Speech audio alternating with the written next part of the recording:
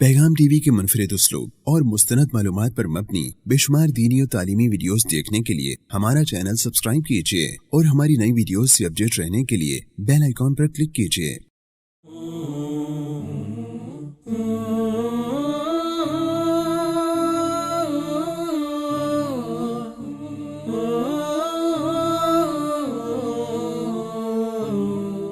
बिस्मिल्लाहिर्रहमानिर्रहीम। मुअज़्ज़ज़ सामीन गिरामी कदर, अल्लाह के फضل और रहमत से हम आपके सामने ऐसे खुशनसीब लोगों का तज़किरा कर रहे हैं कि जिनके ऊपर अल्लाह और उनके मुकर्रब फ़रिश्ते दुआएं भेजते हैं, दुरूद भेजते हैं, उनकी खातिर मग़फ़िरत की दुआ करते हैं, उनकी खातिर रहमत की दुआ करते हैं। ये बात आपके सामने पहले भी रखी जा चुकी है कि फ़रिश्ते अपनी मर्ज़ी से बोलते ही नहीं, जब भी बोलते हैं रब ताला की मर्ज़ी से बोलते हैं। तो जिस रब के हुक्म से दुआ कर रहे हैं, जिस रब के कहने पे मग़फ़िरत की दुआ या रहमत की दुआ कर रहे हैं, ऐसी दुआ की कबूलियत में हमें किसी भी किस्म का शक और शुबा नहीं होना चाहिए। हम आपके सामने वो खुशकिस्मत अफराद रख रहे हैं कि जिनके ऊपर अल्लाह रब्बुल इज़्ज़त भी दुरूद भेजते हैं, और अल्लाह रब्बुल इज़्ज़त के दुरूद भेजने के हवाले से आपके सामने ये बात रखी जा चुकी है। इसके 5 मतलब क्या हैं। उन खुशनसीबों में एक शख्स वो है जो वुज़ू करके घर से निकलता है और मस्जिद में आकर बैठ जाता है। पहले हम वुज़ू करके घर से निकलने के हवाले से कुछ गुफ्तगू आपके सामने करेंगे, फिर हम इस हदीस की तरफ आएंगे कि नबी करीम सल्लल्लाहु अलैहि वसल्लम ने इरशाद फरमाया, जो बंदा नमाज के इंतज़ार में बैठ जाता है मस्जिद के अंदर, गोया ऐसा ही है जैसे नमाज में है। मुअज़्ज़ज़ सामीन गिरामी कदर, ये कितनी खुशनसीबी की बात है और कितनी खुशकिस्मती की बात है कि इंसान अभी वुज़ू करके घर से निकलता है, उसका स्टेटस बदल जाता है, उसका मकाम बदल जाता है, उसका मर्तबा बदल जाता है। होता क्या है, बिलअमूम आम फहम बात है कि मकामात औकात से बदलने से अल्लाह रब्बुल इज़्ज़त की रहमत भी बदलती है। मसलन एक आम समझाने के तौर पे आपके सामने बात रखता हूँ, जो रहमत अल्लाह रब्बुल इज़्ज़त की मस्जिद में है वो बाज़ार में तो नहीं, और जो रहमत खाना काबा में है वो आम मस्जिद में नहीं। इसी तरह जो रहमत रमज़ान में है वो आम महीनों में तो नहीं, जो जुम्मे में है वो आम दिनों में नहीं, जो लैलतुल क़द्र में है वो आम रातों में नहीं। गोया इंसान का स्टेटस बदलता है मकाम, आमाल, औकात की वजह से। तो ये हदीस इस बात के ऊपर दलालत करती है कि जब इंसान वुज़ू करके घर से निकलता है, नबी करीम सल्लल्लाहु अलैहि वसल्लम ने फरमाया वो गोया ऐसा है उसने हज और उम्रे का ihram बांध लिया, यानी हालत ihram में चला गया, उसका स्टेटस बदल गया। सिर्फ वुज़ू करके मस्जिद में जाने से कबल, अभी मस्जिद में दाखिल नहीं हुआ, अभी नमाज को अदा नहीं किया, अभी घर से निकला तो हालत ihram इतने बड़े स्टेटस में चला गया, गोया उम्रा करने वाला है या हज करने वाला है। तो जब मस्जिद में जाएगा, बैठेगा, उसकी कद्र मंजिलत का क्या अंदाजा होगा, आप खुद बतलाइए। सिर्फ इतनी छोटी नेकी की वजह से कि वुज़ू करके घर से निकलता है। अब आइए अपने मजमून के इस हिस्से की तरफ। अब वुज़ू करके घर से निकला, वो अजर व सवाब आपने सुन लिया, जुम्मे के लिए निकला, वो अजर व सवाब आपने सुन लिया। अब यहाँ पे मस्जिद में आया है तो किसका मेहमान है? अल्लाह रब्बुल इज़्ज़त का मेहमान है। उसका मेज़बान कौन है? रब ताला मेज़बान है। कोई अच्छा मेज़बान हो ना तो वो मेहमान का बड़ा इकराम करता है, बड़ी ताज़ीम करता है, तो इंसान खुश हो जाता है। तो जब अल्लाह रब्बुल इज़्ज़त का मेहमान बनता है बंदा, तो अल्लाह रब्बुल इज़्ज़त उसकी कैसी उम्दा मेज़बानी करेगा, कैसी उम्दा मेज़बानी करेगा। इस हवाले से आपके सामने ये रवायत रखते हैं। नबी करीम सल्लल्लाहु अलैहि वसल्लम ने इरशाद फरमाया, अभी नमाज अदा नहीं कर रहा, वुज़ू करके आया, मस्जिद में बैठ गया, किस चीज़ के लिए? नमाज के इंतज़ार में। तो नबी करीम सल्लल्लाहु अलैहि वसल्लम ने फरमाया, जब तक किसी को तकलीफ़ नहीं दे रहा, अजियत नहीं दे रहा, नुकसान नहीं पहुंचा रहा, वो ऐसे है गोया हालत नमाज में है। लोगों, नमाज की हालत का आपको अंदाज़ा है। हाली नमाज के हवाले से अगर इंसान गुफ्तगू करे तो बहुत लंबा चौड़ा वक़्त दरकार है कि इंसान सूरत फातिहा पढ़ता है, अल्लाह ताला जवाब देता है। इंसान सजदा ज़मीन पे करता है, अल्लाह रब्बुल इज़्ज़त कहते हैं इसने मेरे पाँव पे सजदा कर दिया। अर्श के ऊपर बैठा हुआ रब ये फरमा रहा है, अर्श के ऊपर मुतमक्किन रब जैसे उसकी शान को लायक है। अभी इंसान मस्जिद में सजदे के बगैर बैठा हुआ है, फातिहा के बगैर बैठा हुआ है, صرف نماز کا انتظار کر رہا ہے تو وہ گویا نماز میں ہے، اسی پر بس ہوتا ہے، یہ فضائل کافی ہیں. لیکن ہمارے موضوع سے متعلق بات کیا ہے؟ فرشتے اللہ رب العزت کے سامنے اس کے لیے دعا کرتے ہیں. کیا دعا کرتے ہیں؟ اللہ تعالیٰ اس کی مغفرت فرما دے، اللہ تعالیٰ اس کے اوپر رحمت فرما دے. یہ نماز کے انتظار میں، گویا نماز میں ہی ہے. ان احادیث سے محدثین نے بڑی لمبی چوڑی گفتگو کی ہے، ہم اس کی طرف نہیں جاتے. لیکن خوش نصیب شخص ابھی نماز کے انتظار میں بیٹھا ہے، گویا نماز میں چلا گیا اور فرشتے اس کے لیے ہاتھ اٹھا کے دعا کرنا شروع ہو گئے، اللہ تعالیٰ اس کے اوپر رحمت کر، اس کی مغفرت فرما. ایک تابعی، مشہور تابعی، ان کا یہ معروف واقعہ آپ سب نے شاید اکثر لوگوں نے سنا ہوگا. کیا وہ انہوں نے عمل کیا جب وہ بیمار تھے؟ عبداللہ بن حبیب نامی صحابی ہیں، بیمار تھے تو وہ اپنے ساتھیوں کو کیا کہا کرتے تھے؟ مجھے مسجد میں لے جاؤ، مجھے مسجد میں بٹھا دو. اب طبیعت بگڑتی چلی گئی. لوگوں نے کہا اب آپ اپنے بستر کے قریب چلے جائیے، اب آپ بستر پہ زیادہ سکون پا سکتے ہیں، زیادہ آرام پا سکتے ہیں. تو اس تابعی نے کیا کہا؟ میں نے نبی کریم صلی اللہ علیہ وسلم کا ایک فرمان سنا تھا، جو نماز کے انتظار میں مسجد میں بیٹھا ہوتا ہے وہ حالت نماز میں ہوتا ہے اور فرشتے اس کے لیے مغفرت کی اور رحمت کی دعا کر رہے ہوتے ہیں. اور میں یہ چاہتا ہوں اللہ تعالیٰ کے حضور جب پیش ہونے لگوں یا میری موت کا وقت آئے تو چاہے انتظار میں بیٹھا ہوں. جب نبی کریم صلی اللہ علیہ وسلم نے فرما دیا ہے یہ حالت نماز میں، صحابہ کا عقیدہ یہ تھا. صحابہ نبی کریم صلی اللہ علیہ وسلم کی بات کے اوپر ایسے یقین کر لیتے تھے کہ ابھی نبی کریم نے اگر کہہ دیا نماز میں تو بندہ نماز میں ہے. اپنی خواہش کیا ظاہر کرتے ہیں؟ میں اس حالت میں دنیا سے جاؤں کہ یا نماز کی حالت میں ہوں یا نماز کے انتظار میں بیٹھا ہوں، اور جب اس دنیا سے جاؤں فرشتے میرے لیے مغفرت کی دعا کر رہے ہوں، فرشتے میرے لیے رحمت کی دعا کر رہے ہیں. تو معزز سامعین گرامی قدر، مسجد میں نماز کے انتظار میں بیٹھنا، اس کے اور بھی بہت سے فضائل ہیں. نبی کریم صلی اللہ علیہ وسلم نے ارشاد فرمایا کہ اذان اور اقامت کے مابین مسجد میں بیٹھ کے دعا کرنے والا، ہاں کوئی معذور ہو، کوئی مجبوری ہو، کوئی بیمار ہو تو گھر میں بھی یہ اجر و ثواب ضرور پائے گا. اس کی ایک حدیث اس بات کے اوپر دلالت کرتی ہے. اللہ رب العزت کے بعد فرشتے پیش ہوئے. کون کون ہیں جنہوں نے جماعت کے ساتھ نماز پڑھی؟ فرشتوں نے ذکر کیا میرا فلاں بندہ، اس کی بھی حاضری لگاؤ، اس کی بھی اٹینڈنس لگاؤ. اے اللہ وہ تو مسجد میں موجود نہیں تھا، مسجد میں موجود نہیں تھا. کہاں تھا؟ وہ تو اپنے گھر میں ہے. کس وجہ سے؟ بیمار ہے. اگر بیمار نہ ہوتا، اگر اس کو مجبوری نہ ہوتی، وہ مسجد میں آتا، جی آتا. تو اس کی حاضری لگا دو. اللہ رب العزت اپنے بندوں کو نہیں بھولتا. کہنے کا مطلب یہ ہے کہ جب اذان ہو جائے، اگر کوئی بندہ مجبورہ گھر میں ہو یا مسجد میں آ کے اللہ رب العزت کی بارگاہ میں دعا کرے، اللہ رب العزت اس کی دعاؤں کو سنتا ہے. آگے چلیے، یہ تو مسجد میں بیٹھنے کے حوالے سے فضیلت ہے کہ فرشتے اس کے اوپر رحمت کی دعا کرتے. اور دوسرا شخص وہ ہے کہ جس کے اوپر فرشتے رحمت کی دعا کرتے ہیں. وہ کون ہے؟ جو پہلی صف میں آ کر نماز پڑھتا ہے. ان اللہ و ملائکتہ یصلون علی الصف الاول. اللہ اور اس کے فرشتے پہلی صف کے اوپر درود بھیجتے ہیں. اور درود کے حوالے سے ہم بارہا آپ کے سامنے رکھ چکے ہیں کہ اللہ کا درود بھیجنا کیا ہے اور فرشتوں کا درود بھیجنا کیا ہے. اس حوالے سے آپ ہمارے سابقہ پروگرامز کے اندر وہ گفتگو سماعت فرما سکتے کہ ان کے مطلب کیا ہیں. لیکن اللہ اور اس کے فرشتے پہلی صف والوں پہ درود بھیجتے ہیں. لوگوں، ہم اس بات سے غافل ہیں کہ نماز با جماعت کی اہمیت کیا ہے. بعض لوگ یہ سمجھتے ہیں جیسے مردوں کے اوپر جماعت کے ساتھ نماز فرض ہی نہیں. یہ ایک الگ موضوع ہے، لیکن مختصر آپ کے سامنے یہ بات بھی رکھنا چاہتا ہوں. وَرْكَعُوا مَعَ الرَّاكِعِينَ. رکوع کرنے والوں کے ساتھ رکوع کرو. یہ حکم ہے جماعت کے ساتھ نماز پڑھنے کا. ایک صحابی نے 6 7 8 عذر بتائے. بوڑھا ہوں، بیمار ہوں، رستہ خراب ہے، موذی جانور ہیں، خطرہ ہے، جان جانے کا اندیشہ ہے. نبی کریم صلی اللہ علیہ وسلم نے ابن مکتوم کو کہا کیا آواز آتی ہے اذان کی؟ جی جی اذان کی آواز آتی ہے. بس تو آئے گا مسجد میں. جب اذان کی آواز آ جائے مسجد میں حاضر ہونا ہے. اور نماز جو با جماعت کی فرضیت کے حوالے سے آپ ایک بات ذرا نوٹ کریں. بعض لوگ جو عام چیزوں کے اوپر بھی شرعی عذر بنا لیتے ہیں، جی نیند کی وجہ سے یا عام چھوٹی موٹی باتوں کی وجہ سے جی مسجد سے دور رہنا.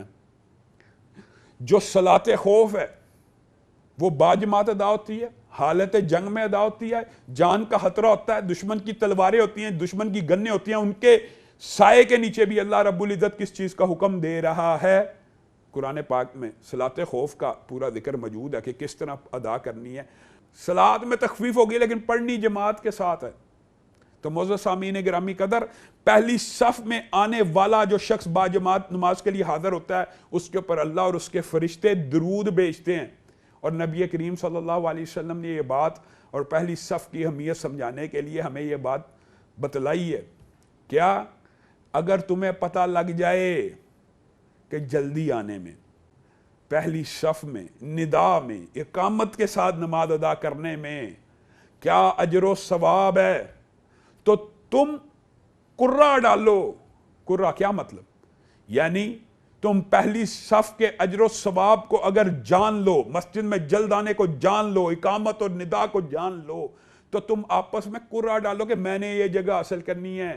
اللہ رب العزت نے ایسے ایسے انعامات ان چھوٹے چھوٹے اعمال کے بدلے میں رکھے ہوئے، اگر انسان کو پتہ لگ جائے، انسان قرہ اندازی کر کے وہ جگہ حاصل کرے، قرہ اندازی کر کے۔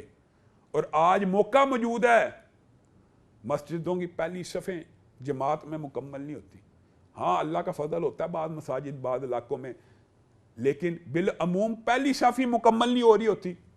تو پہلی صف کے اندر آنے والے کے اوپر اللہ اور اس کے فرشتے درود بھیجتے ہیں۔ اسی پر بس صحابہ نے جب نبی کریم صلی اللہ علیہ وسلم سے یہ بات سنی تو آپ نے بطور سفارش، دیکھیں امت کے لیے مخلص تھے، امت کا درد رکھنے والے تھے، کہ اللہ کے رسول کئی مرتبہ بندہ پہلے بھی آ جائے، 2 صفیں بن جاتی ہیں، 3 صفیں بن جاتی ہیں، تو وہ نبی کریم صلی اللہ علیہ وسلم سے استفسار کر رہے ہیں، پوچھ رہے ہیں کہ آیا تو پہلی صف کے وقت ہی ہوا ہے لیکن نمازیوں کی تعداد زیادہ ہے۔ یہ ان مساجد کے حوالے سے بات کر رہا ہوں جہاں پر بالعموم نمازی زیادہ ہوں۔ آپ رمضان میں آپ دیکھتے ہوں گے مسجدوں میں صفیں بڑھ جاتی ہیں۔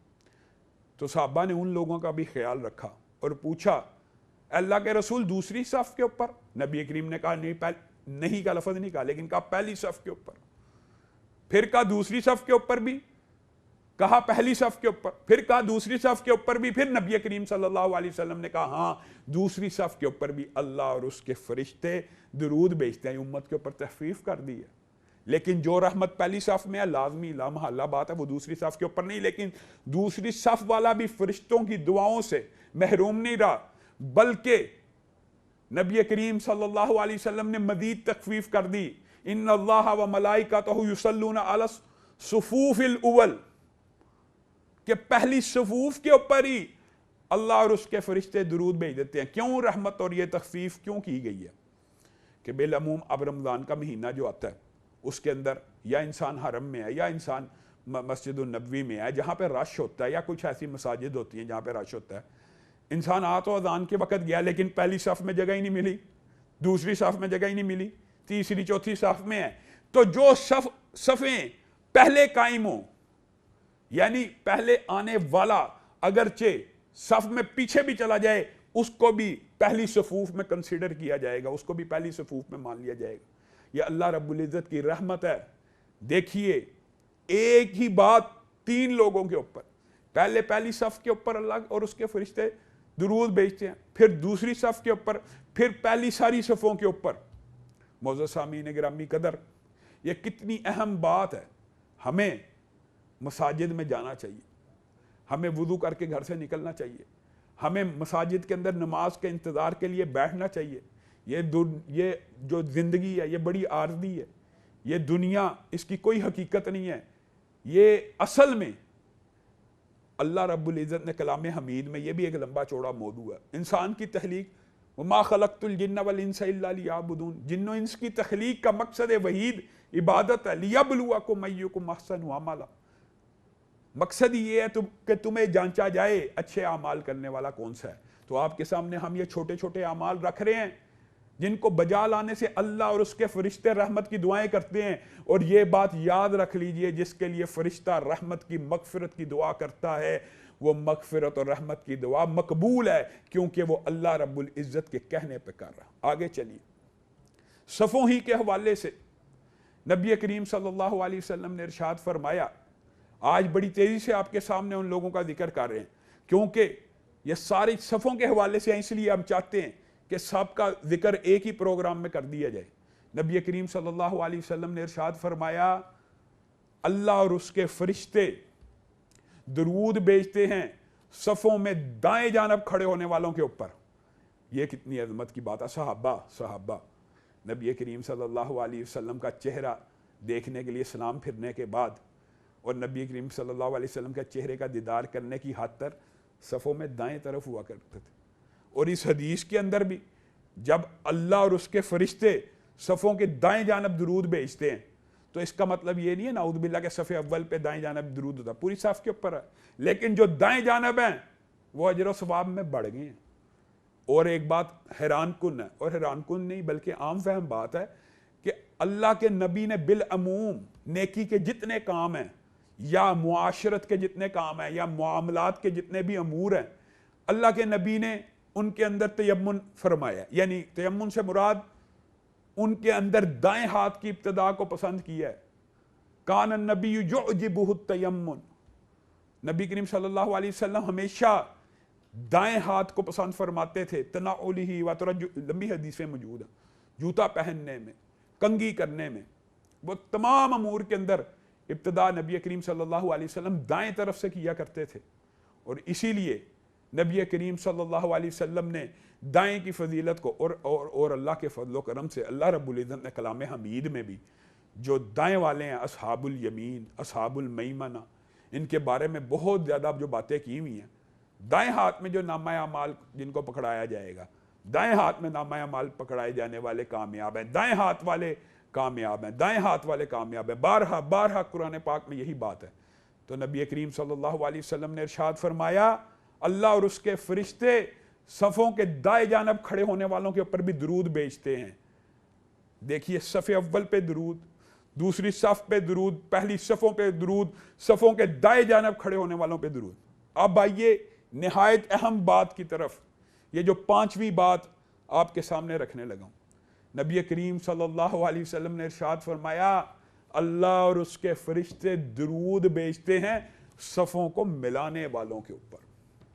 لوگوں، آج سامعین گرامی قدر ہم اس باب کے اندر بہت بڑی کوتاہی کا شکار ہے۔ نبی کریم صلی اللہ علیہ وسلم صفوں کو سیدھا کرنے کے لیے نماز کھڑی ہونے کے بعد باقاعدہ ٹائم لگایا کرتے تھے، وقت لگایا کرتے تھے، سیدھا کر دینے کے بعد ملا کے کھڑے ہونے کے اوپر وقت لگایا کرتے تھے۔